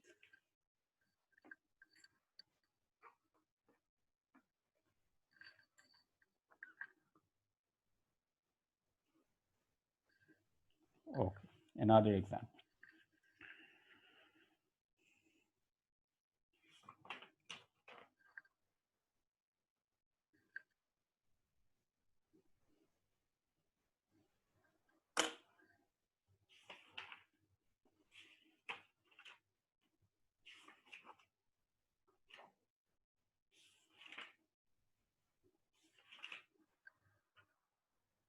Okay, shall we see another example? Okay.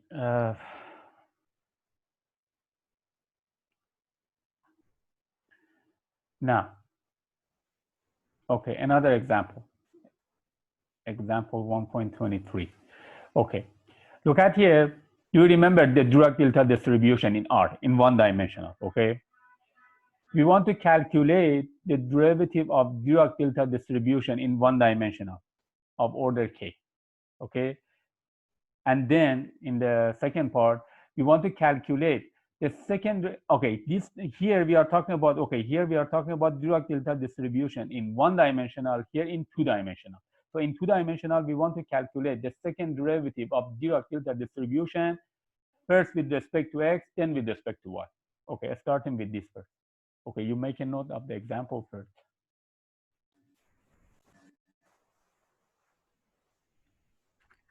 So in the first part, we want to calculate the derivative of the Dirac delta distribution in one-dimensional space of order k. In second part, we want to calculate the second derivative of Dirac delta distribution in two-dimensional space, first with respect to x, then with respect to y.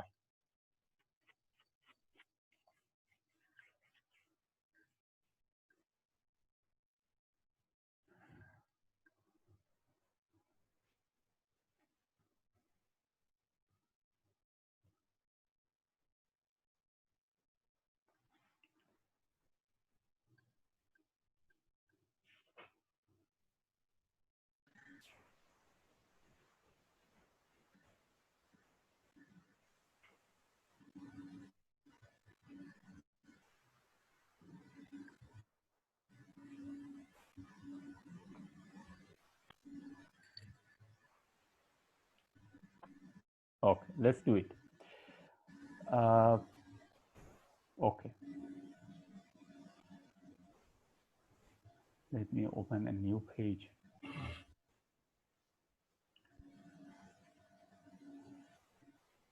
Okay. So we want to calculate in the first part, we are talking about A. We want to calculate the derivative of, okay, I write like this, of order k of Dirac delta distribution at every phi. We are talking about one-dimensional space. Now, can you tell me what is the formula? Look at here, this is the distribution. You remember we talked about the derivative of fk.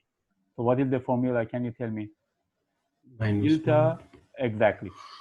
You remember we said that fk at phi equals minus 1 to the power of k. Yes, f at phi k. So this equals minus 1 to the power of k delta, right, at phi k.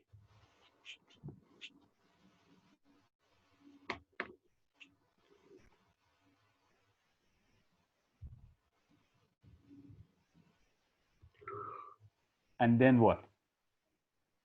Huh? Okay, this minus 1 is the scalar, minus 1 to the power of k. Now you tell me, what is this? What is the value of this? Delta at phi k. Huh? Anybody?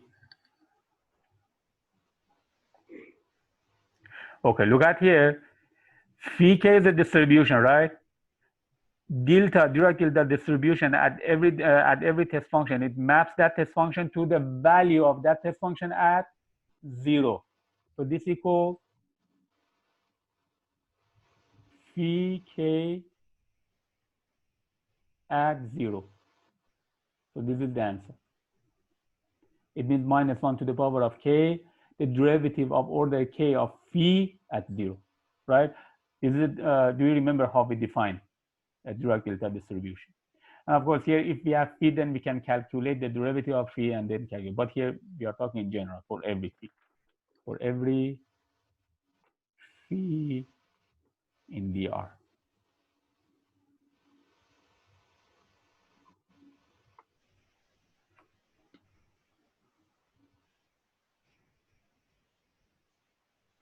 Okay.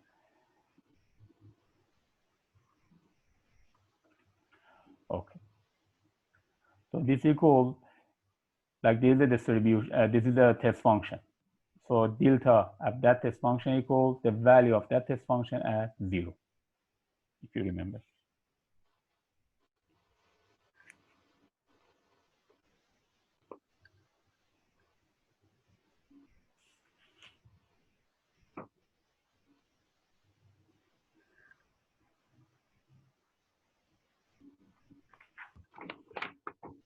Now the second one is interesting.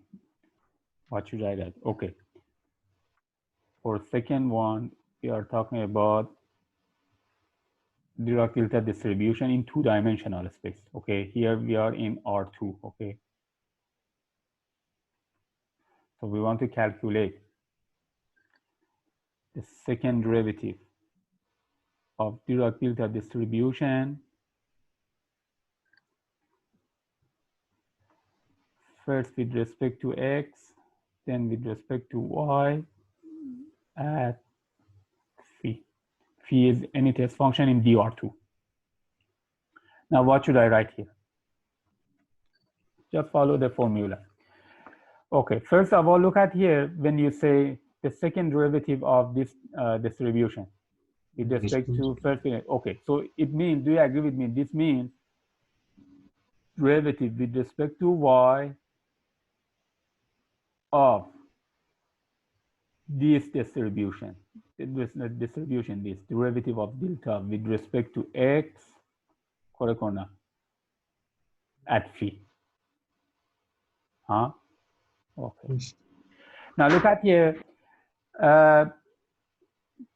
The derivative of delta with respect to x is another distribution, right? Okay, let's call it, for example, okay? For example, let's call this one f. Okay, let's call this one f. Okay, the derivative of delta with respect to x is another distribution. Okay, let's call it f. Now, you tell me the derivative of f with respect to y at phi equals what? Just follow the formula of the derivative. Okay, we have the derivative of f with respect to y with respect to y at phi. This equals -1, right? We don't have to put in the bracket. -1 f at, you tell me, f at what? Derivative of phi with respect to y. Correct or not? Derivative of phi with respect to y,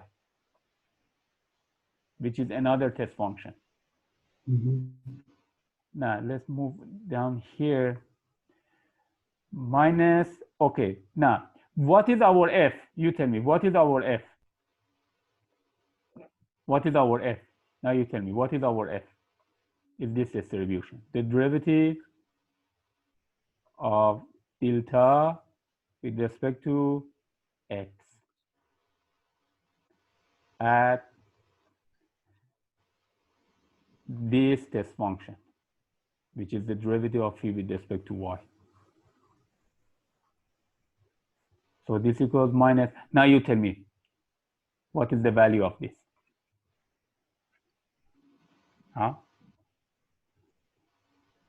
This is the distribution. Derivative with respect to x or at this test function. So if you follow the formula, equals minus again, right?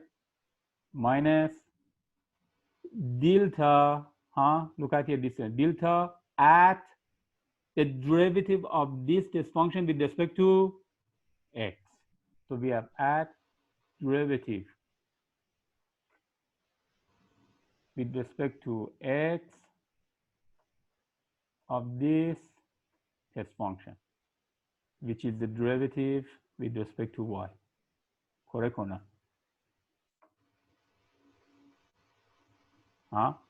Okay. And this equals, simply, look at here, minus minus positive. So this equals delta. And look at here, when you say derivative, it means the second derivative of phi, right? First with respect to y, then with respect to x. Correct or not? So let me write it here. So we have the second derivative of phi. Okay.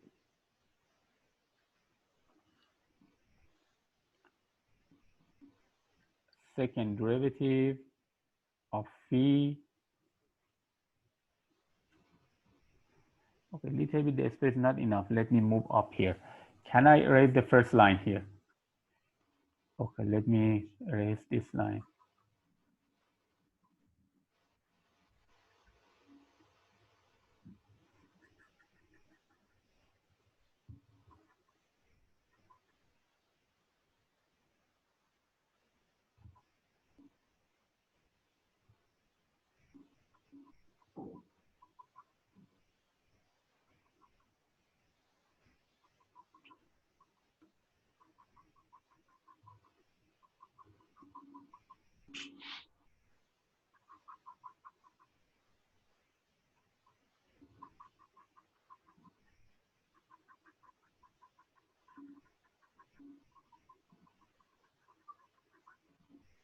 Okay. Now, so this equals delta at, this means the second derivative of phi, okay, first with respect to y, then with respect to x. Correct or not? But look at here, since this phi test function is infinitely continuously differentiable, so the order of the derivative here does not matter, right? So it means eventually this equals the second derivative of phi with respect to, first with respect to x, then with respect to y, because of the continuity of phi. If you remember, we have this theorem in calculus. So this equals actually delta at second derivative of phi. You don't have to, just because we want to be same as this. Because it's continuous, we can reverse the order of the derivative here. So first with respect to x, then with respect to y. And then what? What is the value of this? Huh? Somebody tell me. What is the value of this? Huh? It's a test function, right? It's a test function. When you said Dirac delta distribution, it maps every test function to the value of that test function at 0. So it means this equals the value of this test function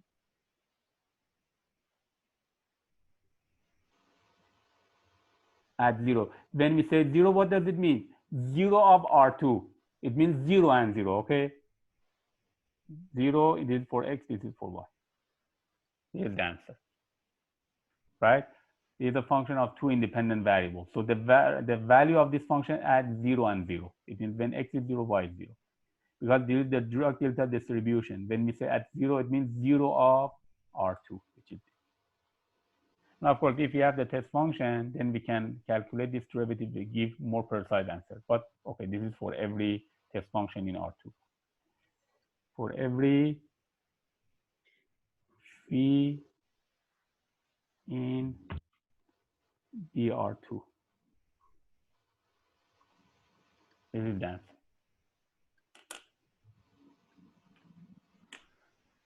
Okay, you write down this, then I give you an exercise.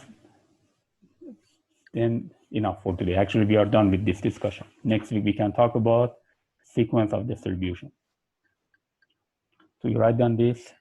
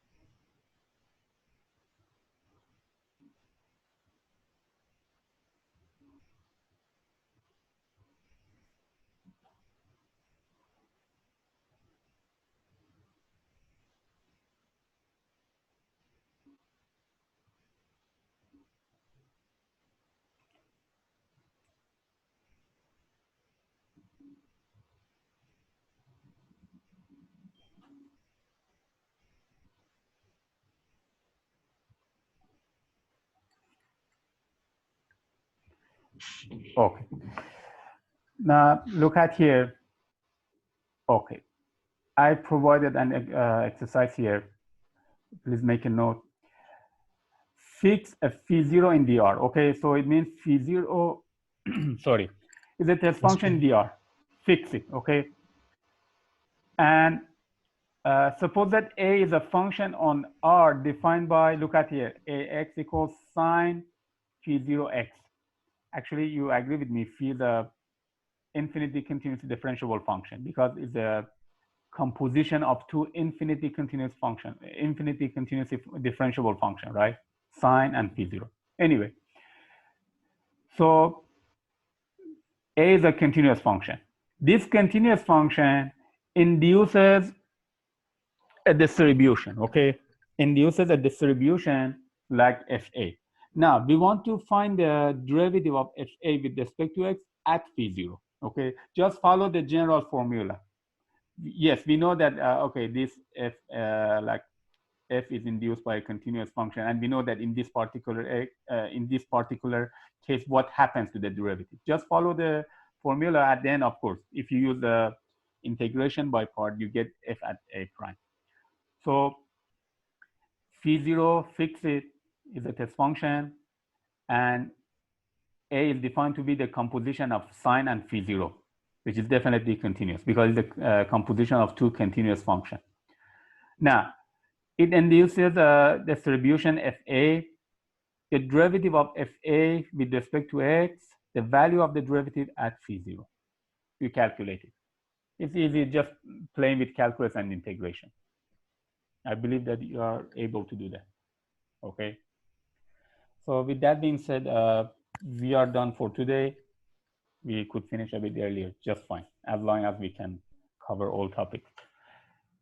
So next week, we will talk about the sequence of distributions, okay?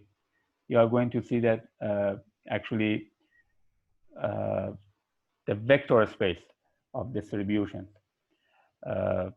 D prime Rn, has a topology actually. So it's a topological space, so we can talk about the convergence of sequence of distribution in this topological space. So that will be our discussion for next week. For today, we are done. So if you have any question, please feel free. Again, one more time I mentioned, next week on Friday is a public holiday in Thailand, but we will have our class as usual, okay? As usual. And another thing that, if you remember, I mentioned, please somebody, especially some of you who were in my class in our first meeting, if you, okay, if it's possible for you, send me a copy of our discussion in the first class. Like you can take a photo by your phone, clear photo. I'm gonna send this for one of your friends who is outside Thailand, okay? Thank you. Is there any question? Do you have any question? Okay, I'm going to stop recording. So right after our discussion soon, I'm going to share the file of today in Dropbox. Okay.